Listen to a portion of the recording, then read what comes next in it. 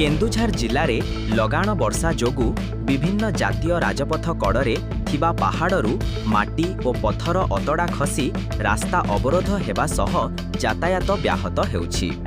केन्दुझररू भद्रासाही देई कोईडा राउरकेला जिबा रास्ता बंद होई जाइथिबा बेले बहु संख्यारे गाड़ी अटकी रहिछि।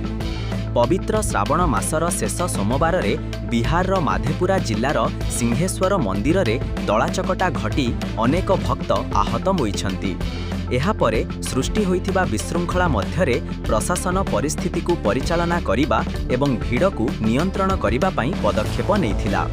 रिपोर्ट अनुजाई श्रावण मासर शेष सोमवार समय रे प्रसिद्ध सिंहेश्वर मंदिर रे हठात दलाचकटा होइथिला।